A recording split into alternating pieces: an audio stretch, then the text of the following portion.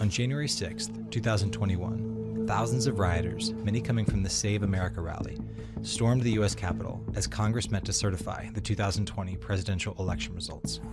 5 people died that day, including 1 police officer, and 140 law enforcement officers were injured. It was later estimated that $1.5 million in damages were done to the Capitol, according to the Department of Justice. As the dust settled, President Trump was impeached for a second time for his role in the insurrection. And the ongoing FBI investigation continues to make arrests and file charges. So far, more than 700 participants have been arrested from nearly every state. Here's how the day unfolded. That morning, thousands gathered at the Ellipse near the White House to hear the president and his allies speak. Shortly before noon, President Trump addressed the crowd. We will never give up. We will never concede. We're going to walk down to the Capitol because you'll never take back our country with weakness. You have to show strength and you have to be strong. He spoke for a little over an hour. Supporters then marched toward the Capitol as the president returned to the White House, where he wouldn't be heard from again until a tweet at 2:24 p.m.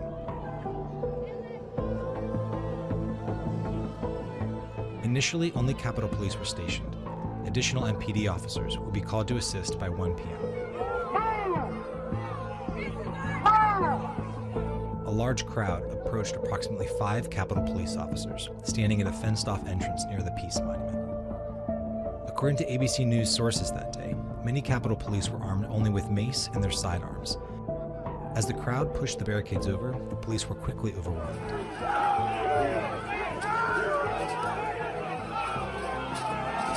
In contrast to other events in D.C. during the summer of 2020, additional state and federal law enforcement was not pre-staged ahead of the riot.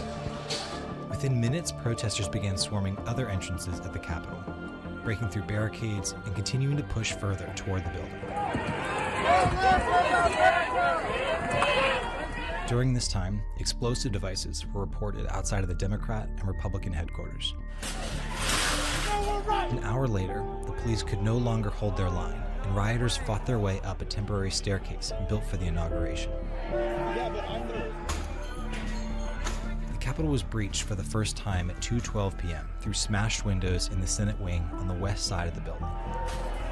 As senators sought shelter, Officer Eugene Goodman ran to head off the rioters. On his way, he passed Mitt Romney and told him to turn around.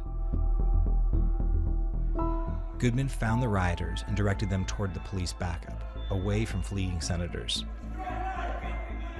Outside, Officer Brian Sicknick was sprayed with bear repellent and died the next day from a stroke, according to a medical examiner.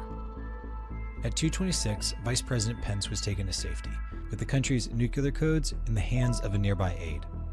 At the same time, President Trump commented publicly for the first time since his speech, tweeting, "Mike Pence didn't have the courage to do what should have been done to protect our country and our Constitution." After a 30-minute fight between police and rioters, the east side of the Capitol was breached. They broke the glass? Everybody stay down! By 2:45 p.m., members of the Capitol security team barricaded the entry doors to the chamber. Congress members retrieved gas masks from underneath their seats, and tear gas had been released into the rotunda. Outside the House chamber in a stairwell, protesters attempted to get into a secured hallway. One woman, Ashley Babbitt, was shot by a Capitol policeman and later died. On the other side of the Capitol, rioters broke into the Senate chamber to search for documents and pose for pictures, as captured by Luke Mogelson of The New Yorker.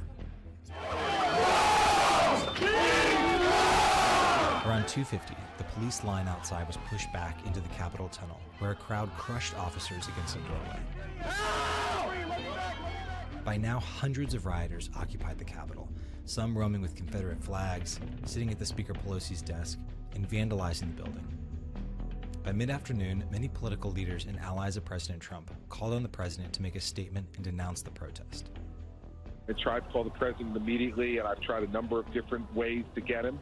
I call on President Trump to go on national television now to fulfill his oath and defend the Constitution and demand an end to this siege At 4:17 p.m., more than 2 hours after the violence began, President Trump tweeted a minute-long pre-recorded video speaking to the protesters. You have to go home now. We have to have peace. So go home. We love you. At the tunnel, the assault on the police intensified. Officers were repeatedly attacked with a variety of weapons, from a hockey stick to crutches and batons. At 5:02 p.m., heavily armed police arrived in the tunnel and the crowd backed down.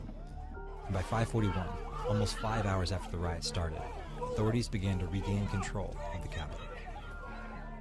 By 8 p.m., senators resumed session in the Senate chamber to confirm electoral votes. Today was a dark day in the history of the United States Capitol. Congress worked through the night and at 3:39 a.m. certified Joe Biden as the 46th President of the United States. A week later, on January 13th, 10 Republicans joined House Democrats to impeach President Trump for inciting an insurrection. On this vote, the ayes are 232, the nays are 197. He became the first president to be impeached twice. On June 30th, 2021, the House of Representatives voted to create a committee to investigate the Capitol insurrection. The ongoing investigation has conducted more than 150 interviews and issued at least 45 subpoenas. President Trump has called the investigation a partisan sham and a waste of taxpayer dollars. Of the more than 700 rioters arrested through the Department of Justice and FBI investigation, nearly 20 have been given jail time. Robert Scott Palmer was sentenced to over 5 years for throwing a fire extinguisher at law enforcement. Scott Fairlamb filmed punching a police officer, and Jacob Chansley, the self-described QAnon shaman, both received 3.5-year prison sentences. While Fairlamb and Chansley pled guilty, each has since appealed to withdraw their pleas. After the insurrection, former President Trump was banned from major social media. Do you miss me yet? But he remains popular among his base.